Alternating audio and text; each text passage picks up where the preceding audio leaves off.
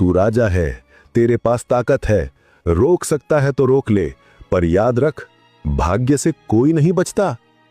इतना कहकर वो महिला हवा में गायब हो गई, जैसे वो कभी थी ही नहीं। महाराजा प्रताप डरे हुए महल लौटे। जब महारानी यशोदा ने उनकी हालत देखी तो चिंतित हो गई। महाराजा ने उन्हें वो भयानक श्राप सुनाया। महारानी यशोदा ने सोचा, अभी तो हमारे कोई संतान है ही नहीं, हम क्यों डरें। उन्होंने महाराजा से कहा, महाराज चिंता न करें, अगर हमें बेटी हुई भी तो हम उसे जिंदा रहने ही नहीं देंगे, श्राप कैसे पूरा होगा। महाराजा को यह बात सही लगी। उन्होंने सोचा, अगर बेटी नहीं होगी तो श्राप टल जाएगा। कुछ महीनों बाद पूरे राज्य में खुशखबरी फैली। महारानी यशोदा गर्भवती हो गई। खुशियां मनाई गईं, पर रानी के मन में वो श्राप एक कांटे की तरह चुभ रहा था। प्रसव का समय नजदीक आया। महारानी ने अपनी सबसे भरोसेमंद दासी सरला को बुलाया और सिसकते हुए कहा, सरला, तुम 24 घंटे मेरे पास रहना। अगर बेटी हुई तो उसे तुरंत मार देना, किसी को पता नहीं चलना चाहिए। आधी रात को महारानी यशोदा ने एक चांद जैसी सुंदर कन्या को जन्म दिया। होश आते ही महारानी ने बेटी की सुंदरता देखी, पर तुरंत डर से बोली, दासी, इसे ले जाओ और मार दो, नहीं तो ये हमारे पति के लिए कलंक बनेगी। दासी सरला ने कांपते हाथों से बच्ची को उठाया।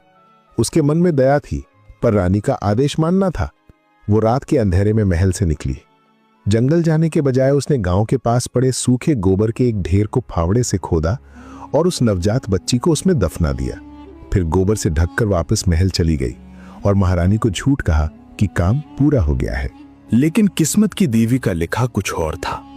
गोबर सूखा था, जिससे बच्ची को सांस मिलती रही। वो मरने की बजाय जीवित रही। सुबह हुई तो एक किसान ने वो गोबर का ढेर खरीद लिया और उसे खाद बनाने के लिए कुम्हार दंपत्ति हरिया और रूपा को ठेका दे दिया।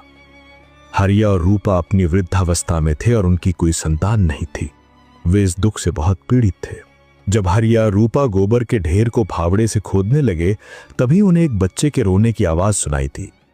उन्हें यकीन नहीं हुआ। हरिया ने फावड़ा फेंक दिया और हाथों से गोबर हटाना शुरू किया। आखिरकार उन्हें उस ढेर के बीचों बीच एक गोरी और सुंदर नवजात कन्या मिली। रूपा ने झट से उस बच्ची को अपनी गोद में ले लिया और सीने से लगा लिया। उन्होंने इसे ईश्वर का वरदान समझा और उसे अपने घर ले आए। उन्होंने उस बच्ची का नाम चंदा रखा, क्योंकि वो चांद जैसी सुंदर थी। हरिया रूपा ने चंदा को अपने कलेजे का टुकड़ा मानकर बड़े लाड़ प्यार से पाला। धीरे धीरे समय बीता।